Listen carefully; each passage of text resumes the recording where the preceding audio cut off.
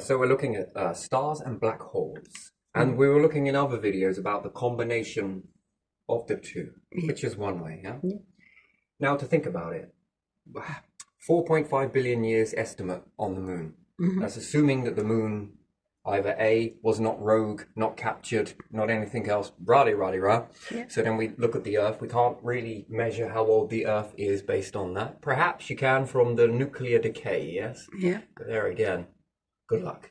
So humans have been around, what, 3.5 billion years, give or take. Depends on what you believe, depends on what... let's just say the life forms began to evolve on the planet, yes? Especially the Edwardians. So we can't say humans, but we can say the building blocks to humans Yeah. were about. Yeah. And then things begin to build up from there. Either in or out, which one is it? Ow. Okay. And there you are. So if we say that how long have humans been aware for? Well, you can date this to the oldest monuments. You're going to need to pause that. So how long do we look at how long awareness has been around for true awareness? Yeah, we could go back to as many. Aztecs, no? What would be the ancients? Sumerian. How far back can we go? In with all of these sort of monuments. So before the Ice Age, yes? We could say that there's some clues perhaps. Maybe this is quite far back. Within that amount of time, how much have humans built? Well, we look at all of the monuments. These are impressive, right? And if you keep going with that trajectory, what's out of your limits? Sure, the universe is testing. Of course, it always will. Assuming that the universe is the culprit and nothing's hiding behind it. That would be an interesting... Anyway, but let's just assume. So what could you do with another, I don't know, 10 billion? Yeah. That's the thing with awareness, it compacts and it gets faster and faster and faster. So Stone Age for X amount of time, Metal Age, that we know of, that there hasn't been anything in the Metal Age before any of these times. Perhaps it got brittle during an Ice Age and perhaps didn't stand the test of time. We understand metals are very brittle when it gets past a certain temperature, and when it gets too hot, these things can also, again, we understand the star, yes? That's a lot of metal on there, isn't it? Yeah. And again, liquid. Fascinating. So we look at all of those things. So what can humans do if they all work together? Well, you'd start learning stars, yes? Stars would be something that you would learn very early on, being so close to it.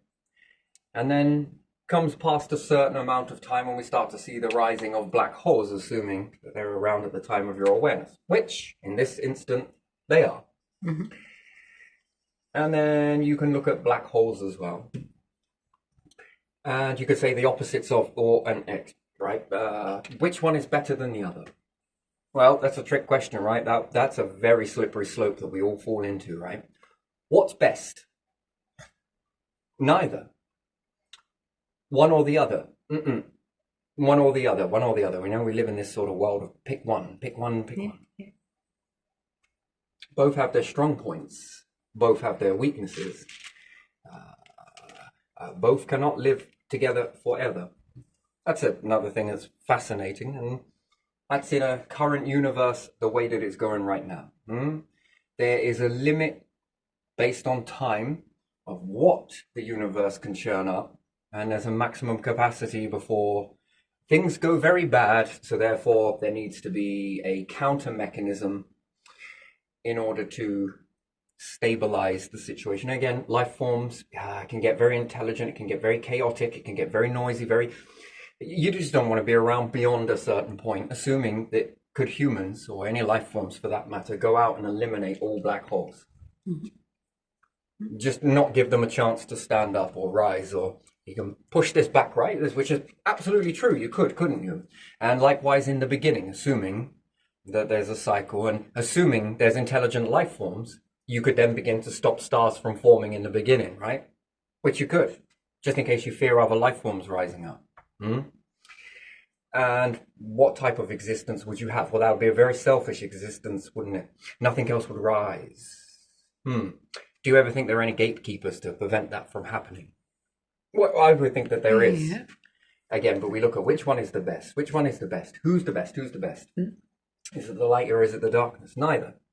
Both together are pieces of a puzzle that need to be understood. One needs to be understood and the other needs to be understood. And anyway, with this understanding, you begin to evolve with your understanding. So we have a star, very piss poor, that doesn't matter. And we have a black hole too. I think this pen is just about finished. So let's try this one, much better.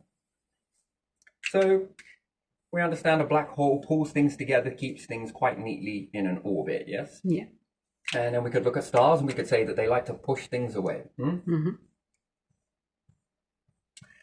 And everything's all about eternal existence, yeah? Well, in order to prove whether eternal existence is possible, well, you might need to go out and prove that. How does that look? Cloning is one great way to understand that. So the universe has a limit to amount of time that it's able to, and therefore elements starting from one to a point is going to only have enough time to reach this point before other things come in, which then begin to degrade it, which then begin to purify it, life forms and different things like that. Some things are too intelligent and way too stupid with the intelligence. You probably want to purify that. So what happens if you combine both of these? Which, again, we take the figure of 8. So we understand that black holes are going to be making an awful lot of HI. We're going to write it hydrogen, and we'll say that the stars are going to get clogged up with a lot of I. Ion. Hyon.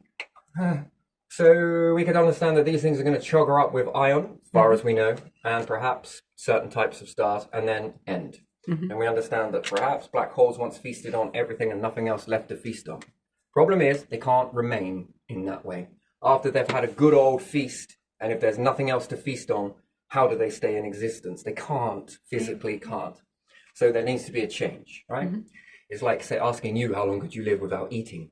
A week at the most. How long could you do it without drinking? Same thing, really. 3 days? Well, depends how hydrated you are in the beginning, right? So we understand that that is not possible to continue. Something has to give, and the universe likes that. Where something falls, something has to change. Something else takes it. Anyway, so we bind these together. So we can say that we could take the hydrogen from this one, and we could put it in this one, and we can take the iron out of this one, and we could essentially feed it to the outside of the black hole and allow this to feast. Both are feasting off of one another.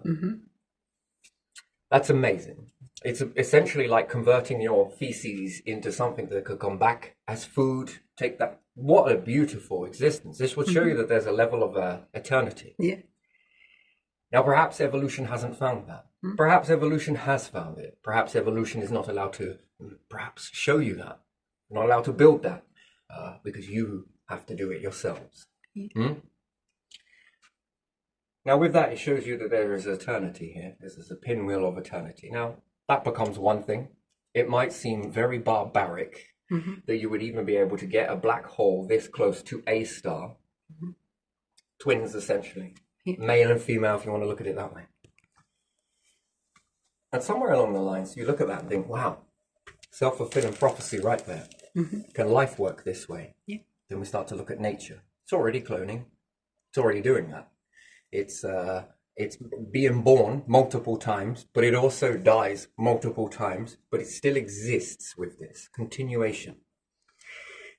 Well, if the right things and the right circumstances were to capture nature in this, understanding this, and begin to, there should be no reason, none at all, if the environment, the cradling, the structure that could support this, if you could build that, how long could it last for? Well, there's a question. That's an incredible question, really, isn't it? So we're already seeing that this is already happening in nature and different things like that. How old is nature? I believe it's much older. Much older. And the stars, how old are they truly? I mean, to really find out how old this universe is a bit of a trick question if it's a cycle. Because then we would look at, okay, this is particularly this age. However, how many times has it cycled? How many times is it recycled? Yeah. Then what's the age? Now, we understand that in this amount of time from here to here, there's only so much you can think up. Meaning that you are relying on a star. Mm-hmm. And from star to planet, and also planet as well. So let's draw in a big blue. Let's put in a bit of blue in there. So the planet is only going to last for X amount of time. Okay. It's going to last a lot longer, but in terms of habitation for humans, it's only going to be a very narrow window from point A to point B. Yeah. Some people may fear about this, some people don't, right? I don't think it's going to be happening anytime soon. Well, so we would understand that perhaps on a planet that we can live from here is being existing, let's say, Yeah. and then we're going to have extinction. Yeah. If you do nothing. Yeah. But can you do something? The answer is yes. But what does that require? Well, it requires understanding what sort of balances you need on a planet. Yeah. If things didn't spin, you wouldn't have cooling down, Mm-hmm. and you wouldn't have heating up. Yeah. I'd love for them to send very high-powered radar to Uranus. Mm-hmm. You should see an eye on the bottom of it to give you an indication of how long that planet has been on its back for. It should be building up with stuff. And I believe it will begin to righten itself based with this, because it will make it heavy. It's receiving energy from the star. That's one thing. It's very small and few and far between in our lifetimes, or from point A to point B, you might not see very much. But continue on with that process, and the star might end somewhere over here. So it began its existence here to here. Yeah. Let's say, and that's the star ending. And this one's planet.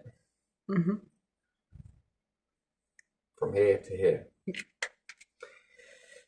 So in this very small amount of time, I should really draw that a lot smaller, but still. And you were looking at Uranus. Mm-hmm. You might start to see it over time righten itself. Interesting, very interesting. It might be pushing away a comet. Maybe it's got its north train on something else. Who knows? South and whatnot. But there should be an eye building up on there somewhere. Somewhere there should be a lot of eyes beginning to build. It's being hit with a lot of stuff, especially in these areas, these regions. It must be building with something in this area. And again, it's temperature. It must be running away. Very hot, right? 'Cause it's no longer cooled down. But there again, it's a trick question, because then you've got it from behind to the front. To understand the true temperature, if we were to hold a mirror up behind it, we would receive double lots of energy all in the planet. It's interesting. So you need darkness in order to maintain an even temperature, and you also need heat and also to sort of keep these fluctuations from one to the other. Very fascinating thing. Things didn't rotate. I don't think you would very much get this even cooking, so to speak. Life might not even rise up on that situation. Anyway, fast forward. So we want to understand that humans then, their awareness came around, well, let's say planet, long time in existence before, Yeah. and then we rose up about here. Mm-hmm. So if we were to go till the end, so way before the end of the planet, we would only be able to exist in this framework. Perhaps the sun changes composition from nuclear furnace, changes in its output, its intensity. Are we designed to take that? Maybe, maybe not. It's unlikely. The longer time that you stay fixed in a certain point, okay, we're still orbiting, but still, you run into complexities, meteorites, disasters, freezing, moon could perhaps put dust around the planet, yada, yada, yada. Could make you have extinction. But even still, how much can you learn in that amount of time? Yeah. Very little, right? Yeah. As opposed to, question mark, what happens if you go beyond what the start is? How much more could you learn? Yeah. How much more knowledge, how much more capability would you have? And there again, the more you do this, the more precious life becomes, and you run away from this problem called extinction, right? So you're now out of the star, out of the planet. You've gone beyond that. So how much more knowledge are you garnering? Quite a lot. Okay, now let's say we get onto another star system, and then you've done this twice. The knowledge envelope is going to keep on increasing, and all of these changes that you meet are going to give you a lot of knowledge and insight. The numbers are going to expand too. Lots and lots of numbers. If we factor in cloning and we factor in that we're going to change, I'm pretty sure the feet will turn into hands. And it will take a very long time for the humans in the beginning, when you first become aware of your hands, which I think they were more like feet. We were probably walking on our hands and knees. We see this with children as well. It would probably be very simple that if someone isn't there to teach, do they actually go bipedal? Very unlikely. More likely they're going to be walking on hands. Mm-hmm. Therefore, hands won't develop in such a way. So can you imagine our ancients, and you see it with primates, yes? Monkeys, primates, whatever. The way they grab things is so exaggerated, like they're putting in so much effort into just pick things up. Do you notice the way they do it? It's very much like they're very not quite used to that. Yeah. The grabbing, the taking. And we offer them things, don't we? So in the beginning, our hands were quite useless. We often think that its hand-eye coordination comes from when you're a kid. Yes, it does. But it also factors in over your evolution of getting used to these frickin' tools, right? Yeah. It's all right having them, but being able to pick something up.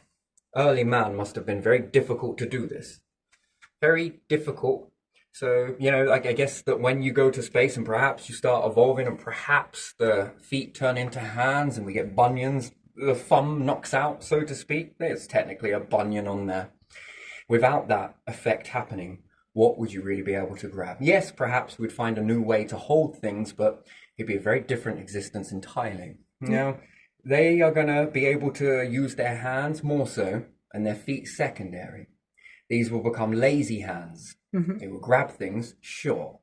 But when it goes to grab something or reflex activity, it will always be the hands. Always the hands will go first.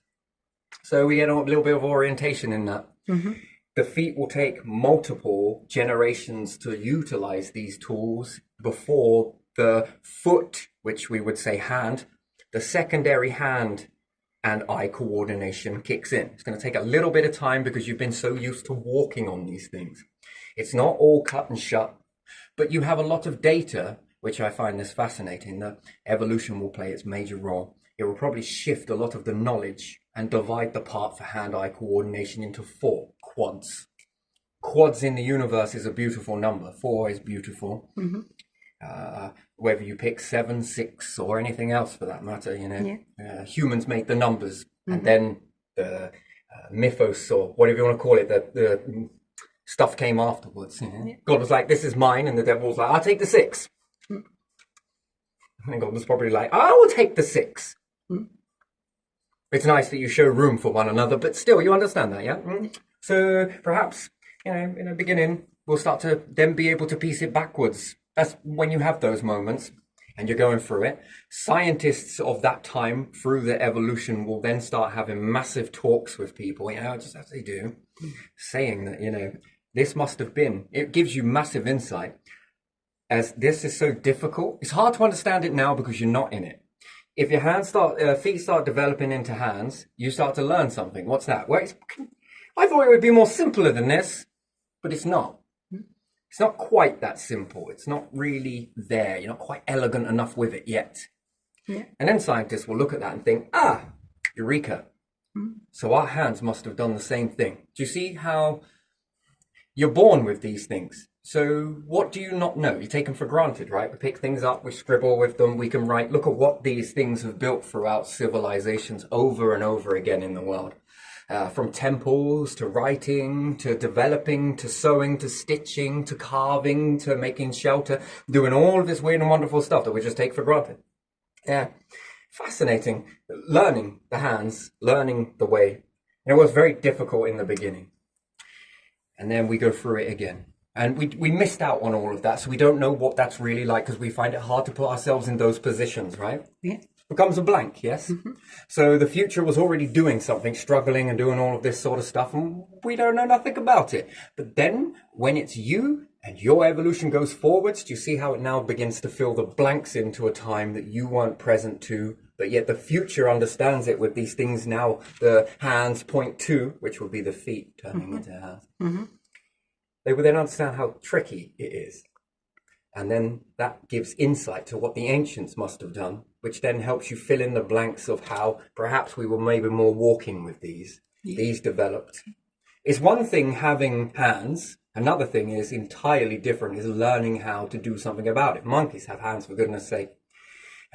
they're not quite there yet with all of this capability, are they? They're miles behind, and the way that they're very, it's almost like they're really concentrating to do that. Do you see it? It's very fascinating to watch. Although they're good at gripping and swinging through trees, yeah, much like your feet will do in the beginning. It would be great for gripping and doing all that sort of stuff. But when it comes to complex writing, ooh. Which I think another thing will happen, with the more the development will continue on, you will be able to write with these, but you'll become multi-dexterous. Could you imagine that, being able to write with one side of your torso and the other? And then the brain will start to divide, no doubt, into two factions. Can you imagine that? By doing one thing, you're doing something else. Come here, Beethoven. I think it was Beethoven. I think he could actually write music and make a drink. Play the piano and scribble music. Did you? Was it him? I don't know if it was him. I'm just having a wild guess in the dark. Is it? Maybe. Beethoven? Have you heard of people being able to do this? Someone did, yeah. One of them definitely did. Yeah, you see the sort I of... heard about people like that. You see that already... Things are already trying to test this out. And this is with two hands. I mean, that's impressive. Could you imagine doing it? Each limb essentially has its own brain. Each one has its own brain, its own thought process. And while this one's thinking and writing relativity, this one is over here perhaps writing a theory in music. I don't know. And this one over here is building a Darwin puzzle. And this one over here is, I don't know, stirring a drink. All simultaneous at the same time. I mean... That would be quite the being, right? So, and again, this development with that, again, developing the tools, developing the body. There's many different directions that we can evolve in.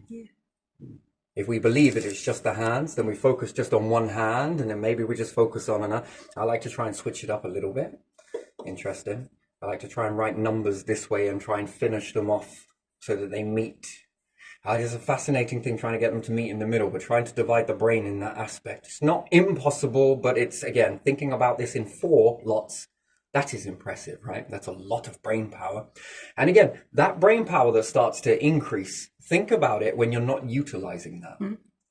Again, our ability to think, perhaps comes from hands too. That's why these are so trippy. When you look at the hands, they're so trippy, aren't they? Yeah. Fascinating. Yes, they are. And how much of that we contribute to ourselves, that we did all of that, hand-eye coordination, and it's very important. I mean, it's hand-eye coordination has been something that really had to take root, and that's what separates us from the species more so than anything else. Anyway, so we understand all of these things, and then when we're not doing anything, which is essentially what thinking is. So imagine if you had evolved and your feet become hands. You can still walk on your feet, no problem. It's just it will evolve slightly different. Yes, it will also be capable of walking. Don't get me wrong, it will, definitely. That would never forget that. Not really.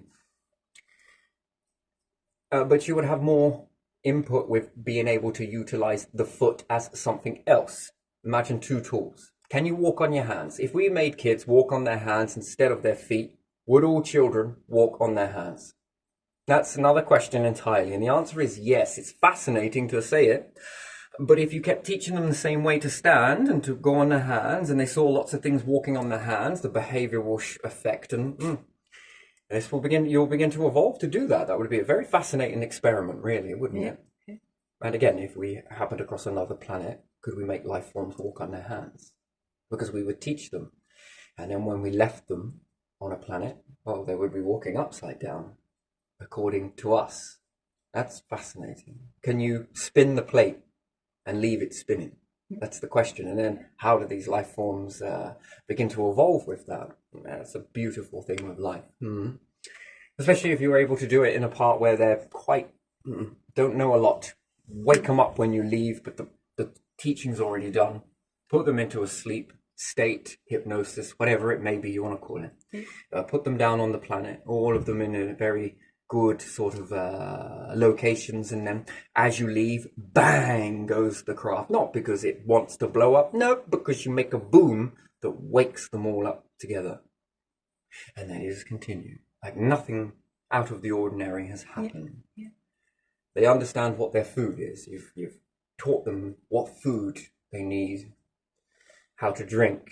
Well, you could do all of this on a ship. Then when it comes to on a planet, very little involvement. You don't want them to see you very much in any way, even if it was particular types of animal or whatever else it may be. And you could get them to walk in certain ways and act in certain ways because you can train them. Then when you leave them, boom, off it goes, and there they are, all ready and waiting. Sure, there's going to be predators. Sure, there's going to be this. The way you leave them is not going to be, when you return, are they going to be the same? Not entirely. Some species will be gone. More will have metastasized, absolutely. Some perhaps would be intelligent, but there again, how many planets of this do you need before they become intelligent? How many variables is that? Yeah. And what we're talking about, intelligence, is super intelligence, more advanced than meets the eye. So, one way, natural, absolutely. But even natural teaches you how to do this artificially in a natural sense. Fascinating. Yeah. And there again, that would become normal, and they would believe that everything like that is very normal and X, Y, Z. Anyway, moving back to the universe. So, with more knowledge, more numbers, and more learning. So the environment affects behavior. Sociology comes in, affects psychology, out it ripples like waves, back and forth, tide and so forth. So humans, take them for example. Yeah. You begin to leave the planets, convert them, maybe, destroy them, transform them. Really, nothing technically gets destroyed. Not really. It just gets wiped. And then it starts again like a reset each cycle around. What flourishes next? What flourishes next? Only the truly intelligent will make it. Yeah. But think about what they've got to do in order to reach that moment. I mean, by then they should have been shaped to be quite understanding. They wouldn't fear new life forms that were going to rise because they would be incredibly strong. The amount of information that they know. And again, intelligence after X amount of time. So you were supposed to have a knowledge tree from point A to point B, which would be assuming that you would go extinct from here to here. That would have been only your knowledge. But yet you go far forward and your capabilities will increase and increase and increase. So you wouldn't worry about any life forms that start to rise up. You would be comfortable in the knowledge that it would take them X amount of this much time in order for them to catch you where you're at now. And think about it. If you're moving stars and you are making the elements go beyond what anything naturally in this universe is capable of doing, and the universe is quite happy to work with you on that, right? Yeah. You start moving a few stars and cooking up a few stars and creating more elements than this universe has ever seen, than you've ever seen. Then you know what to do with, and you spend all of that time playing with it. How long is it going to take other life forms to be able to even create anything like that? It's going to take a very long time. Yeah. If you've recycled and you've gone past the cycling, the amount of knowledge that you have, then there are things that you can do very easily that these other life forms will not be able to do. Because they haven't had enough time to learn it. And they would have to walk a very arduous path. You stay on your planet, well, you're learning stuff from your planet. If anything else excels beyond you, then you stagnate. As a result of that, other things are going to move beyond you. Yeah. Therefore, they're going to surpass you. And their knowledge is going to be much more than yours. So if you try and even do anything with them, you know, they say that you win fights if we're assuming that there's fighting. You win fight. Mentally, you know you've won the fight before you've even lifted a finger. Isn't that interesting? Just in that moment, the mind knows. So if you're looking at that as in terms of understanding, if you're able to make a super iron, let's say the periodic table is 1. And let's say if you can excel the elements in an unnatural way, things that wouldn't happen naturally in the universe, and you go past the periodic table twice, 3 times, 4 times, and then you're noticing that it's an iron isotope. When you go past the second time, you've made a second isotope that's even more stronger than iron. Perhaps nothing that this universe would then be able to throw at it would be able to destroy it, rust it, break it. Why? Well, perhaps a black hole given enough time. It would take a long time to chew it. If anything did go fuckery right towards the end and you cooked up a lot of elements, you're going to be waiting a long time for that thing to pop. Because it's going to take a long time to try and pull all of that apart. It will eventually, but it's got something to feed on. You're giving it a super Willy Wonka gobstopper. The everlasting gobstopper is when you make elements go beyond it. The black hole will chew it. It will chew it, and eventually it will begin to unpick it.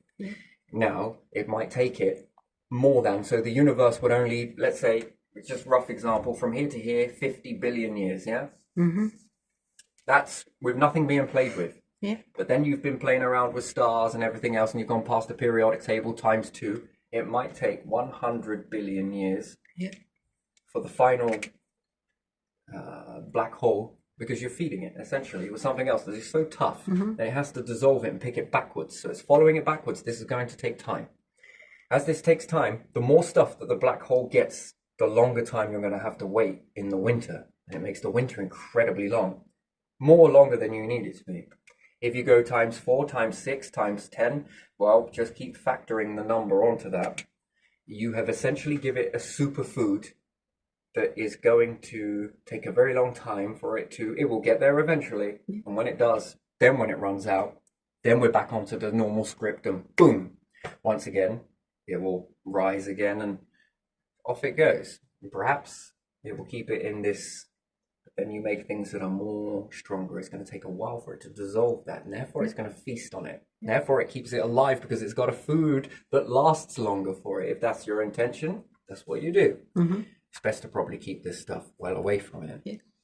Anyway, triggering it in instabilities, we can move on to those. Again, I don't know whether that's needed. That will come later, I think. Much later, when civilizations have moved beyond that. There will be more to learn. More to learn in understanding what to do to create an instability to, you probably want this to speed up, not too quick, but again, not too long. You've got to wait in the winter. Patience is a virtue, and it's also fucking annoying. Anyway, never mind that. So you might start to then maneuver and understand things, and with solar systems that you begin to devour, and you're making super elements beyond what the universe can create. However, the universe did create it. However, you became the conductor. Now we're going to do it this way. And the universe will be like, all right, I want to watch this shit show. How's this going to turn out? Because at the end of the day, the black holes aren't going to stop you, nor will the stars, because if we get hold of this stuff, interesting. We might chew this a little. We're learning, you know? Everything is learning. You're learning from it, it's learning from you, and everything you do has an effect. It's just the way it is. So, yes, you make some elements, but if it goes fuckery, it's going to take that long for it to dissolve. It will eventually. There again, prolong the winter. Do you want to prolong a winter? Probably not. It's probably better to prolong a summer. Perhaps not the summer, but spring. And we're talking about abundance and food and everything else. Wonderful. So how would you make a black hole and a star? Well, in the beginning, you might tap one in, tap one off. And you'll be able to get an even kill of these balances here. Feed one, feed the other, right? That's eternal star. That's eternal black hole. Can you have an eternal star? No. Can you have an eternal black hole on its own? No. What happens if you combine both of them together? Well, now you have an eternal star and light and darkness. Interesting. That's fascinating. That keeps you alive for a very long time. Now, does that give you safety? If you've got a star orbiting around a black hole and perhaps you're chipping out some, and you need to understand the interior of a black hole, you only need to work out one. Get into the depths of a star under its crushing pressure, under its immense heat, and be able to start basically doing surgery, removing the growth. The growth in this case would be the iron. You know it's going to explode with that. You can't just remove it. Why? Well, because you've got to be able to cope with that incredible heat. Reverse what you just did and now start tapping into a black hole. Incredibly cold, depressurization like you've never seen. Now we understand both of these two forces. Can you do surgery on stars? Yes. Can I feed you this? And now, can I take this and give this to you? Irony, isn't it, really, that one is super cold and depressurized and the other one is super pressurized and incredibly hot. Yet the medicine for each other, the keys reside in each other. You'd need that cooling in there and depressurization inside pressure. The universe on its own is not doing this, but you can. Why? Well, what can't you do? The universe didn't stop you moving stone or shaping stuff or utilizing fuels or anything else. For that matter, making cars and traveling never stopped you. There is a consequence. Hit anything whilst you're doing that, Yeah. and you're going to know about it. That is the consequence. But other than that, is it trying to stop you? No. It lets you. That's a fascinating thing, isn't it? So, are you walking in obedience if it lets you do it? I'd say yes. Wouldn't you? Well, it's letting you. Can you go to space? Yes, you can.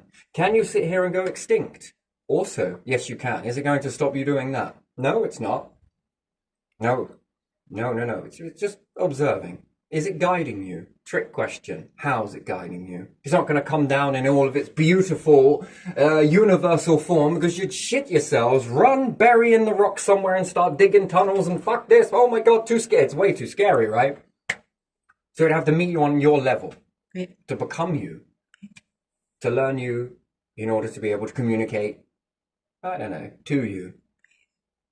Not in a big, scary thought. Prove it. Proof comes later. It's after. Why? Well, you think the universe is going to allow you to punish it while it's around? No, that comes later. That comes later. How you treat it. Yeah. No, I'd kind of be careful with that, wouldn't you?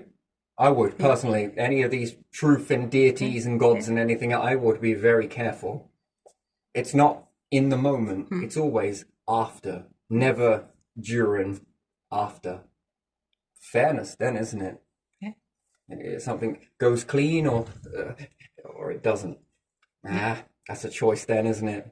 There you are. Actions speak louder than words. Anyway, but even though with these forces, be very careful. Anyway, moving on with that though, how could you travel in space? I mean, that's the real kicker, isn't it? How do we travel? How do we move safely? Safe enough. Yeah.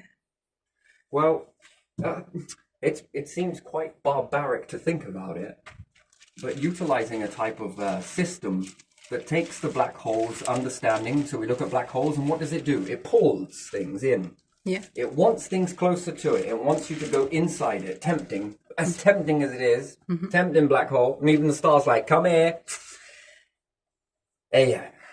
I don't know about that. How about you come here? Anyway, so still, you at the end of the day, you would look at these things and be intelligent enough to understand it and learn it. Yeah. What can you do with that learning? It's almost saying, look at me. I reveal myself to you. Look at me. Learn me. What could you do? Well, you could take a black hole, couldn't you? We understand its pull. Is there any way to conceal a black hole? Now, is the black hole trapped by the stars? Or is the black hole trapping the stars? Or are the stars trapping the black hole? That's an interesting question. A little bit of yin and yang there. Yeah. So, that's your understanding of that. So, can we encase it? That's another question. Can we build a massive case around that? Much like a star. Can we build a case around a star? So let's make a very big black hole here. Yeah. It doesn't matter about the size. I'm just going to draw these as equal size just for this. There again, it doesn't really matter whether you do or you don't. Close enough. When we put this one close enough, let's say, not enough for this one to steal energy from it, and not enough for this one to also have an effect on one another, but close enough, close enough. Now, let's say we can make a protective barrier. That's all things that we do, isn't it? We try and protect and encase and cage things. You ever wonder why humans ever try and cage things? Yeah. Why? So fascinating, isn't it? Protection. Protection, but from what? Protection, it doesn't get hurt. Perhaps protection, it doesn't get lost. We try and case things. Yeah. We try and enclose things. We try and enclose ourselves in a house. We try and enclose ourselves away from the elements. We try and enclose. This is protection, right?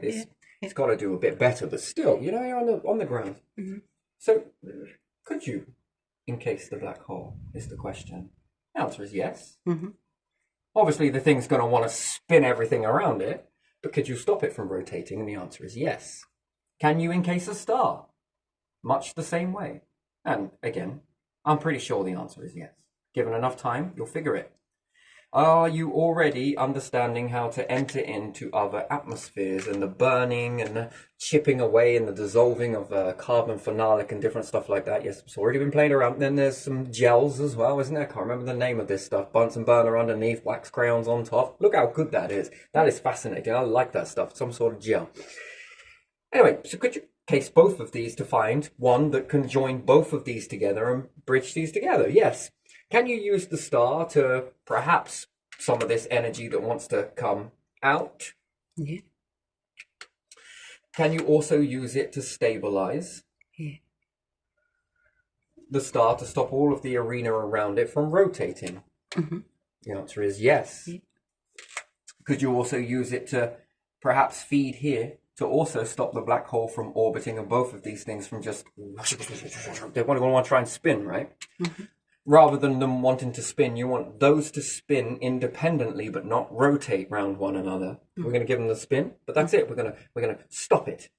It's not seems like it's easy, right? You're going to need a lot of numbers to do this. Perhaps working with a lot of life forms to achieve it. But even still, now we've got enough energy that we've got energy pouring out of here, pushing out. And, well, that is going to want to make this move. Not only are you going to do that, but think about this. The black hole is going to pull things into it. Yeah. Now, what does the black hole love doing? Well, it loves pulling things. What does the star love doing? It loves pushing things out, which is fascinating. And can you collect this and put it back into the system again? That's another question entirely. We'll build upon this, but, you know, I got to leave some room for others to put in their own mindset, you know, because then they can build up on these theories, can't you? And then where does it go? And what do you do? Anyway, so with that colossal pulling in and that constant pushing out, It moves in the other direction. you can make it move. And the black hole happily wants to pull things in, and the star wants to push things out. You are going to travel in a direction. Mm-hmm. Now, what happens if a rogue star gets in the way? Do you need to move out of its way? No, the black hole will devour it. There's more energy, isn't it? More for the push, more for the pull, right? Yeah. One thing is very clear, that whether it is a supermassive black hole or the dust in the beginning, which we'll say hydrogen, you've always got energy. One thing that will be good in this neutral environment, there's always a fuel source. That's a given. Constantly there is a fuel source. So whether you're in gas or not, the neutral of the environment that you're in. So we'll take that, the observable space, and perhaps the supermassive black hole finally comes together. There is ingredients inside this that it can always let things in and out. Mm-hmm. And in the beginning, where there are no stars, but yours. Again, it can always let things in, and it can always let things out. Now factor that in, because you want these to survive too. Can you tap these with one another? I want to give you this on the outside, and I want your core to go on the outside of that. Mm-hmm. Like a exchanged chamber ratio. I mean, it would be even more fascinating. Could you bring in all of these particles back into the black hole? Is it ever going to leave? It's going to push out to a certain degree, but how far is far? Is it going to push out to a point and then come back around? Well, there's another one there for you to play around with. Fascinating. And then can we keep these two alive? What's more, can you make yourselves a nice little triangular niche inside here? Mm-hmm. That you exist in? Pyramid. Mm-hmm. In the middle. Can you live in that? Would you live in a pyramid? Yeah. Oh, yeah. How many humans could you get in there? After all, this is massive. We're not talking something very small here. There you are. You'll be quite nicely tucked in there, quite protected. Yeah. And this will move. Where could you go? Can you devour stars? Micrometeorites, after all? How fast and how long would it take for you to get to a galaxy further away? How quick could you move? And the problem is, with this process, what about if you looked at it from a side position? Would you see it? Here you are. There's a star behind you, and you're facing that way in space. Can you see the light that's passing you by? No. No. Isn't that fascinating? Mm-hmm. So you mean to tell me that if I covered a star, completely covered a star, you can't see it unless you are directly looking at it. And directly looking at it meaning from an opening. This was something fascinating. I was trying to help you understand. Lasers are the closest thing to understand, except for in foggy conditions and perhaps if it didn't capture particles. But even still, can you see a laser from a side angle? Can you see the laser light coming out of the laser? The answer is no. When can you see the light? Only when it points directly at you. But can anybody else see that laser light? Can I communicate with you without other people knowing by using a laser? If I know where the person is standing and I need to give them a message, I can pass out a lot of information. Okay, again, assuming that we didn't have heat spots and hot spots when you turn it on and off. Can I Morse code someone in the distance and no one will be none the wiser? Yeah. Aim it toward them. Now, this is a little bit of a trick question because the beam stays focal, but after a longer distance, after a while, the laser does begin to spread out. Even still, it's very fascinating. It's more concentrated than that, but still, this helps you understand light a little bit more, and it also helps you perhaps understand maybe how things communicate with other vessels on your planet. It's direct to them. They see, this sees, you're watching the beam from this way, you make a connection. Information, connection, sharing, frequency or chamber, whatever you want to call it. That wormhole, perhaps. Need to know basis. Everything else can be looking around. I don't see anything, I don't feel anything, I'm not, because you're not in the beam. What's the beam? Is it a physical? Well, it's a little bit more complex than that, but still, there's a very simple way to understand it. That only when it wants to reveal itself could you imagine making a space suit that mimicked this?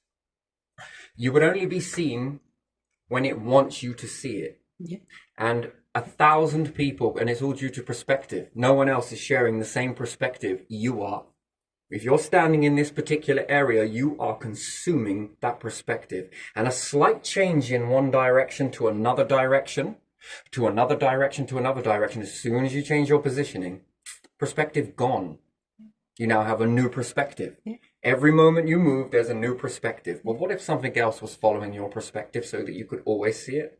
It moved with you. Yeah. Everybody else can be standing in the line by line beside you, around you, behind you, above you, below you, and they still will not see it. Could you imagine a spacesuit like that? Where it was directional to be able to... I think one of the best things to ever made here would be perspective awareness. Need to know that you can only reveal yourself or something to something else with the intent to do so, that nothing else can see it and only this one. I mean, this would be great because you could hide beneath the layers of the fabrics of reality, which would be fascinating. You can always be present, always be there. However, unless you are in the right place at the right time, looking in the right direction, in that perspective, nothing else is seeing that. And therefore, there's an awful lot of sociology coming in. The others are not receiving. Do you find that fascinating? And therefore, being in control of what sees you at what time, that is an amazing thing to make. Yeah, it is. So we understand this with stars as well. If you face this way, and there's a star burning behind you, and there's nothing else to capture the light of that, you would never know. Well, you'd probably feel it because of the heat, but still, assuming that you couldn't. Nope, there's no light. I swear there's no star, and you start orbiting around it whilst you're turning. Nope, no star, I don't know what you're on about. It's behind you, it's behind you. Everyone else from their perspective are seeing this great big freaking star behind you, but because you just cannot see it, right? Because it's always behind you from your perspective point. Always behind, never in front of you. It's a bit like being inside your body, isn't it? We often see a lot, but it's all going on behind you, internally from your perspective, your sea of awareness, I suppose. I wonder what is going on behind you. But you can never see it because you're always facing this way, in your awareness and perspective of your vessel. The way your soul feels in your body, it's always facing this way. And you cannot see anything around the back of you. I wonder what is going on there. Do you think nothing? Could be this whole massive, everything else happening all behind every single one of us, and you would never know it because it's always behind you, right? Yeah. You gotta have faith in that. Yeah. Yeah.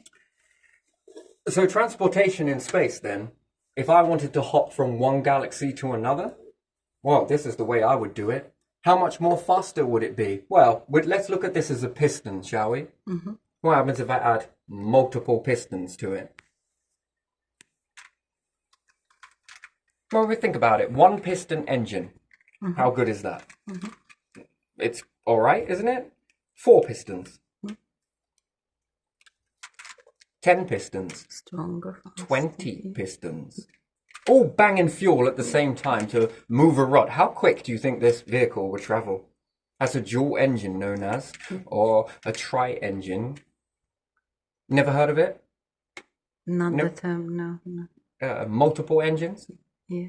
Or basically multiple pistons. Yeah. That means that rather than having 4 lots of fuel, which is actually 2 lots of fuel, because it's a trick, 2 down, 2 up. Mm-hmm. So imagine having 4 down, 4 up. 16, all. That's a lot more power, right? Not 2 lots of chambers. No, that's many. How much more faster would that get? The engine would have to get heavier, which it would get heavier by default. Because if not, it would be, it's a funny thing, isn't it? If the engine didn't create so much mass, the wheels would spin and the car wouldn't move because it would be too powerful. But yet when you add more pistons, you're actually adding more weight. Yeah. Essentially, make it more efficient. Yeah. Not in the beginning, but when it got going, that's when it really, really awakens. So we would look at this and say, well, what happens if you add another black hole beside it, doing the same thing? And another star. Mm-hmm. Well, we're not doing it via pistons now. We're doing it by how many suns? This is a sun engine. And a black hole engine. What would you... Yeah, we've got another. Yeah, let's do another. Yeah, fuck it. Why not? Let's go another. Are we adding to the speed here? Because we're adding more gravitational pull, but also we're adding more the reverse, which is a gravitational push, isn't it? A ripple out. Yeah. How much more faster would that go? Mm-hmm. Then I would have to understand that the importance... Here we are. Do you see the symbols yet? Yeah, I do. Yeah, it's very fascinating, doesn't it? Do you like it? Yeah. This sort of stuff used to scare you in the beginning, didn't it? Do you see something starting to merge again? Yeah. Yes, I do. Put it in 3, let's say. Mm-hmm. Wonderful. Anyway, let's just assume that we're going to do this again and again, and we're going to keep repeating this. How much more faster do you think that will be? Well, how much more quicker could you get to somewhere? Yeah. After all, don't these things seek out other black holes? Yeah, definitely pulling in. Look at Andromeda, look at the Milky Way. Mm-hmm. Or, unless that's a coincidence. They're just on a collision course because that's the way they... If only it was that simple. Yeah. Then being in control of that force, I mean, fascinating. Anyway, but still, let's just have a go with this. Let's have a little goo. And we'll do another one around here, imaginary, because it's not there just yet. Let's put that in. So you've got 3 times darkness and 3 times the push of light. Mm-hmm. Are we going faster than the speed of light yet? If I keep on adding and adding and adding and adding... and adding, essentially, I've just made a bigger engine. If you think the first engine was something, which it is impressive from a standpoint of now, but now add more. Can I travel? Yeah. And anything looking sideways to that, would you see it? No. Nope. Nope. That's interesting, isn't it? What happens if I made a star very dark? Well, you would not see that at all. Never mind that. Before you even got a chance to look at it, it's already... Now, providing nothing bounces off of that, could you understand how to make that absorb light? What happens if you made it so that it was made out of prism? So that when you look at it, you essentially are looking straight through it. Nothing behind it magnifies or diminishes and seems further away or closer to. It actually makes the background exactly the same. Again, that would be all about perspective though, wouldn't it? Yeah.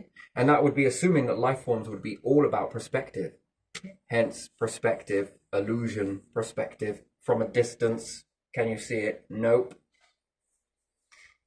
Again, perspective of being able to communicate. Again, would they see you? No. Would they see anything else? No. Then they remain in disbelief. Brilliant. They would blame it on mental health, perhaps, in this day and age. Wouldn't it be blamed on that? How great is that? How hidden is that? That's hidden. That even if you walked among humans, let's just say you did, any life forms that walked among, could say all of these things and you would never see it and you would disbelieve it, which would then be testing how well it is working, wouldn't it? That's interesting. Because it's all about showmanship and everything else. We gotta show it. I don't think all life forms operate that way. I don't know. If they would look at it, if we would understand darkness and different things, what was it doing in the beginning? Clearly it was there. It couldn't be seen. Nothing to observe it. So what was it doing? Well, it didn't exist. It definitely did exist. But what was it doing? With the tools to understand that, you would understand very quickly that that is, again, perspective. Again, if these things didn't do this, this, and this from this perspective, from this time, from this part of the cycle, well, we just assume when we look up and see black hole, it's always been there. Galaxy, it's always been there. Stars, they've always been there. Very interesting, isn't it? Fascinating sort of experience. Anyway, you could probably take this as a weird sort of free. Yeah. Either or, you might put it in symbol of 33. That's what it looks like if you just use 2. That's very symbolic. Yeah. Which then makes 2 and 2 is 4. Now you see me, now you don't. Yeah. And there again, if this was traveling towards your star, would you see it? Well, it's a black hole. No, we wouldn't. Good luck. Perhaps the gravitational pull of this thing, perhaps light would bend around it naturally anyway. Bit like when the moon moves across the star, right? All of the stars from behind the star are showing on the moon. We sure it's not hollow? It's definitely not hollow. Okay, then it's not that. Then it is gravitational pull. Okay, interesting. Well, something like that then would automatically trick you into believing invisibility. Yeah. That there's nothing there. Yeah. Because it would automatically, the light would just, and again, the mass of that would be pretty dense. Assuming then that nothing started orbiting you either, that would be a challenge, wouldn't it? Wouldn't you think a galaxy would try and orbit you? But again, it wouldn't, because there's more mass in the galaxy than there is around this. So therefore, no, it won't. Kind of neutral. Anyway, but still fascinating. And could you move galaxies with this? That's another question. Could you speed it up? Could you speed up the mergers? Is there information, meaning data, meaning life forms, meaning anything, resources and whatnot? Certain types of isotopes. What type of oxygen isotope are we breathing in? This one. Is there any different isotopes over there? What happens if you breathe in that isotope of oxygen? Does it do anything? It can't do the same thing that you're already experiencing, because that's not the way things work. It has to change. If there is a change, then it's going to change. Now, which oxygen isotope works more efficiently inside a body? Isn't that fascinating? Or which isotopes? Oh, it is very complex, yes? But again, like that learning ratio, the more you learn, the more you understand, the more you evolve. And I guess the quicker it is, you wouldn't worry about life forms that were just rising up, because you would be very confident, not cocky, but confident, that it's going to take them a very long time to even be able to catch up to that. And even if they wanted to hit you with certain things, it's not going to work. Well, depends on what you've made it with. I mean, that's fascinating. Even if there was battling and everything else, yeah. Oh, God, if there really was any types of battling, it's very weird. But again, you're going to need a lot of numbers for that, to even achieve that. Now, is it possible, is another question people will be, it's not possible, it's not possible, it's not possible. Yeah, but you're floating around in space, aren't you? In a liquid, nuclear environment with a lot of dark and light, living on a planet, questioning why the fucking hell you're here. So before we get into possibilities and impossibility, well, let's just look at that first. Let's not brush that under our carpet. You are questioning your existence. Fascinating, isn't it? Yeah. Why are we here? That's a good question. That'd take a long time to answer that. Are we here for a reason? Yeah, I think so. And again, perspective. There's a lot going on behind us that we just cannot see. We kind of don't really pay much attention to it. It's almost like we're chasing a carrot on a stick, yeah? Mm-hmm. Something sort of. Yeah. Yeah. It's a very weird sort of process, but wonderful in the same process. But yeah, the more you learn, the more you advance, the more you advance, the more you go, the more you live, the more this. And I think then it kicks into something with evolution inside us. It triggers something. You're ready. You're ready for what? Well, that's a question again. Ready for what? Ready for the bloodline to rise again? This has made you once, it can make you again. If it's made it in the past cycles, it can make you any cycle. Anytime. Anytime it wants. Now, that's assuming that it's a universe where light and dark, after all, these things are nothing more than just means to an end. They're often distractions. More distractions to... Which one do you want to pick? Which one do you want to look at? Which one do you want to... Why don't we look over there? That's boring, man. There's nothing there. Oh, once again, good to see it working. What do I want to look at? I want to look at the bright thing. Oh, wow, look at that. You know that when we become so focused in on something, you notice that. I mean, certain things are focused in on something. Mm-hmm. You're very much easy to get them, right? So pigeons focused in on one another, doing their little dance. Go and pick one up. Just walk up to it and pick it up. You'll be able to pick a pigeon up in your hands. It's going to be so focused on mating. It's not going to be a wet. It's going to be so focused. And you just go and pick it up. There you are, pigeon. Yeah, that's interesting. Mm-hmm. Oh, you got some lovely wings here. Yes, it's going to be very fearful, but once it's focused. And then here's another one. The lion. David Attenborough is narrating, right? Yeah. The lion's about to pounce. Yeah, that cameraman, right? Mm-hmm. Or what if that cameraman actually walked up to that lion? Sure, I bet they're zoomed in, but it's so focused in that moment. There you are. Tranquilizer. There we go. Brought the fucker down. When it's in that moment of focusing, it is not really paying much attention to anything else apart from means to an end, right? And when you are focused, you're distracted. And when you're distracted, your mind is occupied and all of your energy, effort, resources in your body is focused on that. Not once will you think, well, someone's going to try and get me from here, because it's never happened, right? It's usually that. And even then, how would you teach that to others if they weren't watching, you know? Never happened to me. Never happened to me. Yeah, it's fascinating, isn't it? Once you're distracted on something, you just don't see it. It's fascinating. Yeah. Ever noticed that? Most people creep up on other people when they're distracted, like really engrossed into a TV, and you're just like...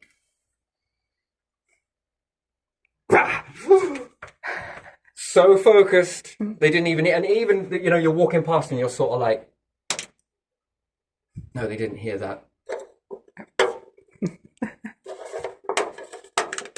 No, they're still engrossed. After all of that, you know, all of those noises, I think most would turn, but they don't. And you're under suggestion and all sorts. Yeah, it's very good. Anyway, but still, when you're distracted. Anyway, but still, focusing on this living, and we're distracted on living. What are we not noticing? We're so focused in on living. In this thing called human, what are we not noticing? Well, we're not noticing the star, or we're perhaps not looking up at space so much, and what's going on around us? Well, you might as well just put a massive fucking sand glass up with the sand running through the vials. What are we not noticing whilst we're so distracted? Is it time? Is it the star is running out? Not right now, sure. But still, you're not noticing it, are you? Because we're so focused on living, right? So focused on control and dominating and whatever else it may be. We're just so focused in on that. We kind of drop the ball a little bit, don't we?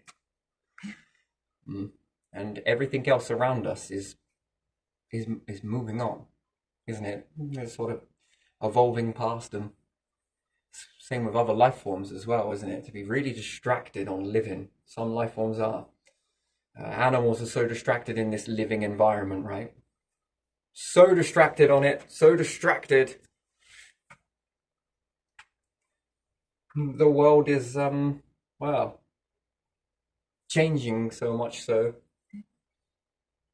Yeah, it's fascinating. So intelligence factored in with distraction and other life forms perhaps running ahead. If it depends if they've figured out distraction or focus. But focus on what? Are you focused in on this? Is there things that are moving you towards protecting you from that? That's the thing, that from the disaster of a planet, perhaps, or the star in many future bloody bloody blah. Distracted. Oh, look at that over there. Oh, you're missing all of that over there. That's again, it's very interesting. But yeah, right, I'm going to leave this one here. I just wanted to touch upon this one a little bit more. Very fascinating. Oh, just one more. Every interval of the universe, yes? In this cycling and one to the other, perhaps, yeah? Each one can tap into another. So if you had two universes, let's say you split this universe into 4. Each one could feed into the other one at any given moment. Isn't that fascinating? Yeah. You can always feed one to the other and keep it in a self-fulfilling prophecy. From this one to this one can stay in a prophecy. This one to this one can stay in a prophecy. This one and this one. This one and this one. Each one can be tapped into this. Yes, you can make the universe last an incredibly long time. That's for sure. But if it goes wrong, oof. Yes. Would it ever bring you back in that particular prophecy? Wouldn't you have it with a self-defense mechanism that if, it didn't hear the essence of humans, that the craft would screw itself up and allow itself to be broken? You all die on that, inside that. Well, there might not be any remnants of you coming back because you're already here in that, but suspended. Who knows? You could make it so clean. On the planet, we rot. Yeah. What about in space? Let's say if you found a way to remove all of the bacteria that break you down after death and different things like that, and you're in a more of a sterile environment inside and outside. Yeah. Everything was all cleaned up. Or would you actually break down? Would you rot? No. No. Imagine that. You've been could you imagine coming across life forms? This would be an interesting thing. I predict that you will come across this if you indeed do make it. You'll find craft probably out there, maybe you'd have to break into, and even if you did, you would find remnants of species in there, like they died yesterday, today, that moment, and within an hour, or within any sort of short space of time. But to believe that they died 1,000 cycles ago, you would not believe that. In a very sterile environment, still present, but just not in the way that they were. Eternity. Yeah. That's still existing, is it not? Yeah. Perhaps the Egyptians, maybe, when they were trying to mummify, maybe we're reading something, tapping into something else. That's when it goes wrong. Could you imagine that? Coming across a craft, which I predict you will, where everything in it is dead. Everything. But it's still existing, protected, and just rumbles around the universe doing whatever it does, keeps getting spat out, but no control. It's dead. Everything in it died. Now, the greatest gift of all would be to open that up and toss it into a black hole, and maybe they come back again. You would free them, essentially. That's assuming that they do indeed come back. But even still, could you imagine finding a carcass like that? Imagine if you got so advanced, would you resurrect them? Interesting. Maybe it is easier to resurrect without all of the breakdown. See, that's fascinating, isn't it? Coming across life forms like that. Have any indeed perhaps knew their ticket was up, but perhaps built an encasement around them, just in case some find us like the Egyptians did, Yeah. I want to be frozen. No, I don't. But some people say this, right? That they would go and pay a lot of money to be frozen for in the future, yes? And suspended in animation, yes, so to speak. Chemicals are put in, extra oxygen is put into the brain that doesn't leach, that stops brain damage. That's fucking clever, that is. Why are you doing that? Oh, because the future, or aliens, or something might find us and have a remedy ready and wait. Yeah, it's interesting.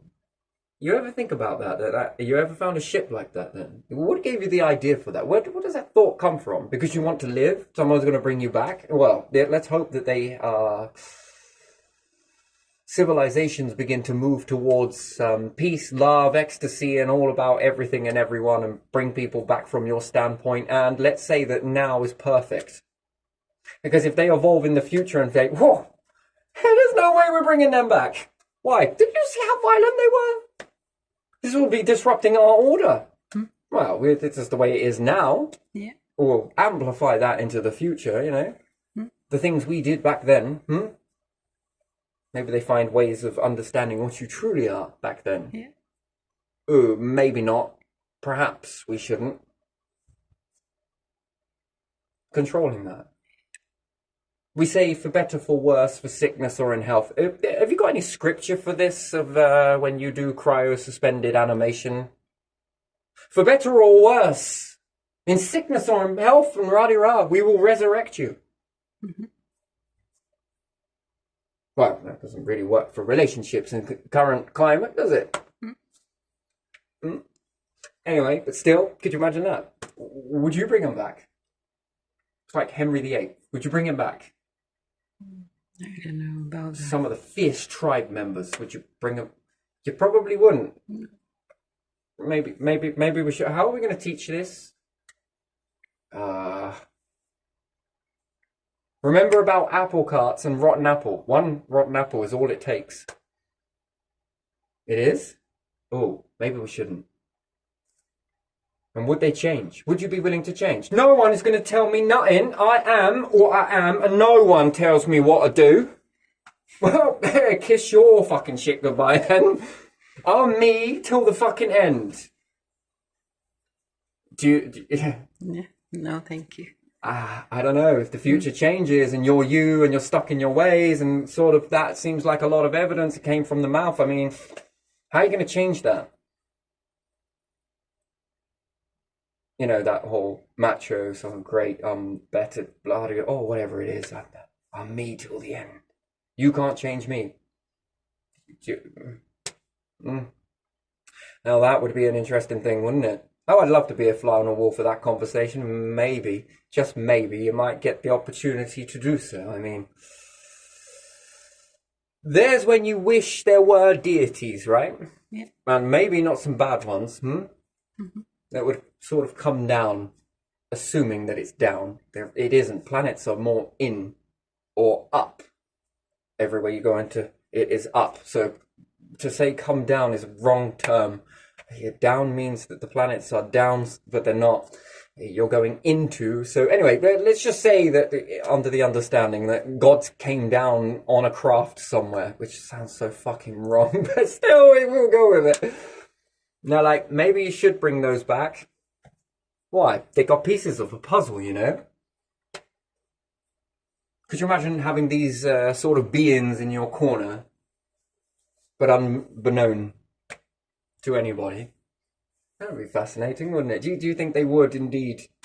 That would be your saviour, wouldn't it? It would, wouldn't it? Do you think so? Yeah. Interesting. To remain dead permanently, all because of some things you said, to be judged on what you said and did, and I'm gonna go a little bit deeper. Would you bring back Hitler?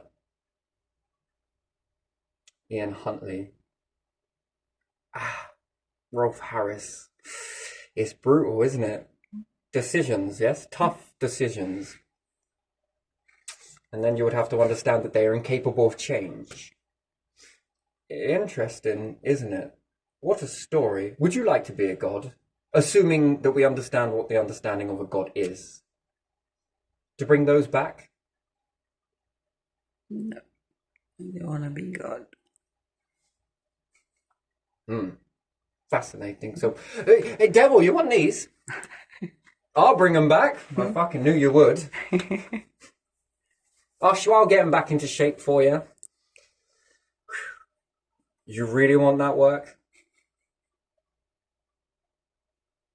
The good, the bad, the ugly. How would you bridge the gaps in that? Fascinating, isn't it? Ask the question, would you? Most say no. Hmm. Then reality hits, hey? Yeah, fascinating. Do you think people can learn from that? Well, they would never be able to make the same mistake twice, and that's for sure. Yeah. Well, obviously, if you're bringing individuals back, and assuming not spirit terms, let's say you were resurrecting as humans, find some stuff in individuals' DNA to be able to do it. One piece of DNA is enough to bring back the whole species. Now, that would be fascinating, wouldn't it? And some groups are going to bring them back, and some aren't, and there's going to be divisions and war and all sorts over it. You can't bring this, but yeah, fucking hell, it's messy. It's complex, is what it is. Is more than anything, Yeah. extremely complex. But do you think anybody is capable of change? If the answer is no, do you want to come and get frozen? We'll bring you back in the future, promise. I don't think so. Yeah, anyway, but it's a good way to look at it. But again, if no one's asking these questions, which I know some of those names are shameful, but again, and yes, for good reason, I do agree. However, are people capable of change?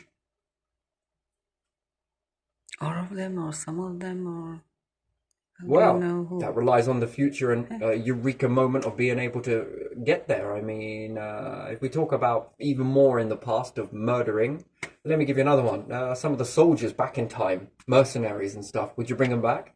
After all, they died a mercenary. I don't know now. You see, if I strip them away from the environment and make them run again on a blank soul, Yeah. the environment would change them, wouldn't it? Maybe, yeah. And let me take away something else. Death is not possible, mercenaries. Wait, what? Yeah, well, yeah, have a go. Yeah, I soldier one side and you lot the other. Off you go. They're not dying. Yeah, that seems pointless, doesn't it? I'm just waiting for the penny to drop. Seems more like a 50p to me. It's tumbling, but we're getting there. Now, in that type of environment, walking among them both. Well, I just did this. I know it was pointless, wasn't it? Then amazing. Well, what the fuck is going on? Yeah, I just want to ask you guys. We're going to continue trying to kill one another, are you? Anne Boleyn. Yeah, Emery. I just cannot make this bitch go away. I know. Isn't it wonderful? You're going to keep trying? I just wonder how much of eternity of mine you want to eat. Just let me know when you're finished you're not going to do it anymore. See you when you figure it out. Okay. Now, do you think that would change? Well, I can't do it. Interesting. Why won't you let me do it? Oh, because I said no. There, you could. Here, well, it's different.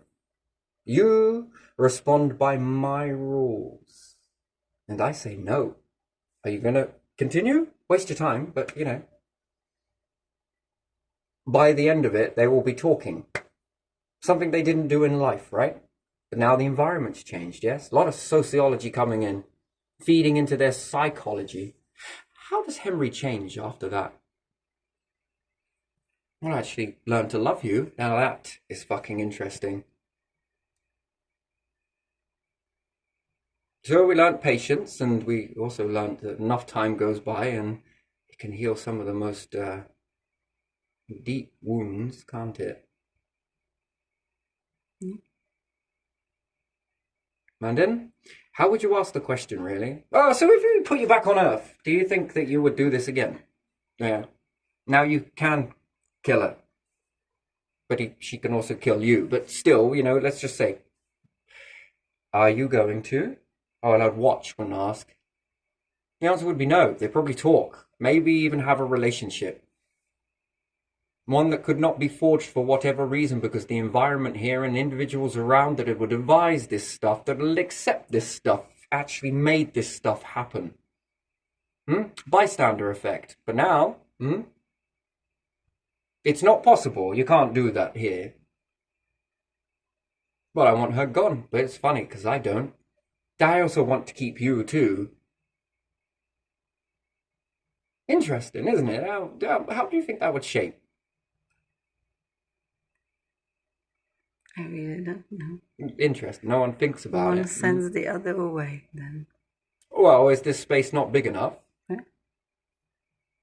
No, I think the opposite. I think they find the way forwards.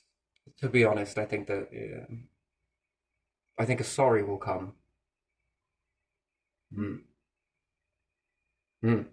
Interesting, isn't it? Anyway, that's just assuming. I like to go into that sort of stuff, you know. Well, it will never happen. Because if it's the second wife and the first wife doesn't die, there's no second wife. Yes. And you never know, the last wife that actually gave the heir might not have been perfect, blah de blah, who knows, let's say, assuming. And the relationship would have been more forged in the first. But you quit. Fascinating. People change.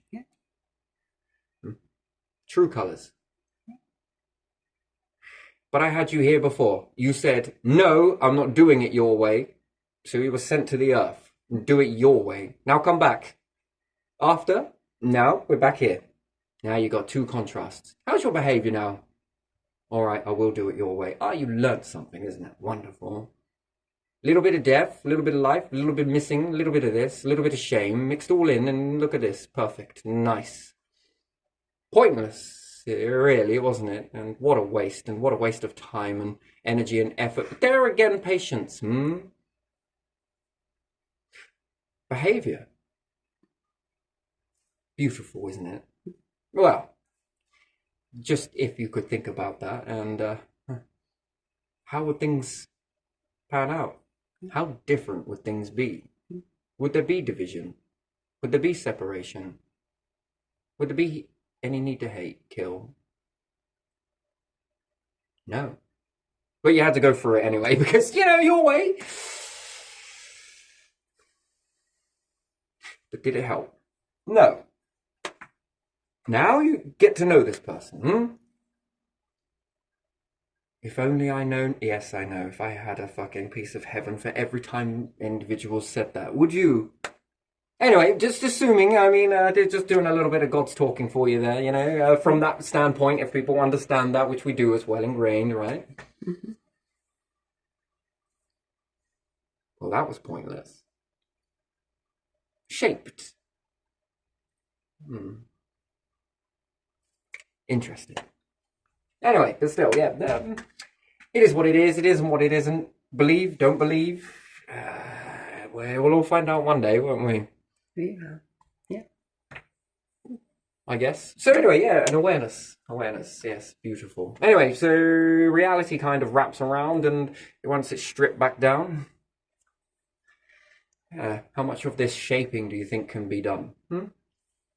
Anyway, I only use Henry as a reference because back in the past, I mean, we've all, well, especially here, we've all learnt certain things, haven't we? Sort of stuff, and we learn in the future, maybe, so that history doesn't repeat.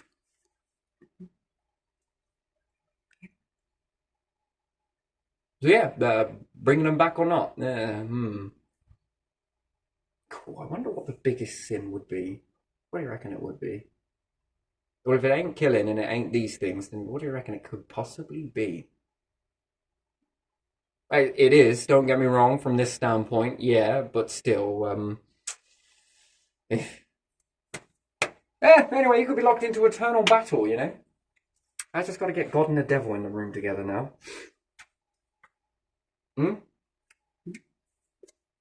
you think so? God, how much time do you guys need? I'm going to sell the difference? Do you think? Right, I think the universe would be up for the challenge, do you? getting two of these forces to come together? Oh, I mean, after all, if you can take a black hole and a star and bring these together and make them work in a beautiful way, well, two of the most biggest forces that you could understand or comprehend to come together in balance, well, I think life forms are going to be pretty easy, don't you? Anyway, it's just a talk for the future. Would humans resurrect? And they probably wouldn't. And therefore, should you be in control of resurrection? That's another question entirely. Would you be in control of what life forms rise and what ones don't? And is there enough room for all and more? Which again, another question entirely, isn't it? It's beautiful. Yeah. Anyway, right. I'm going to leave this one here because I can smell that. It smells gorgeous. Let's go. Shall we? Yeah. Let's. Beautiful. Nice talk.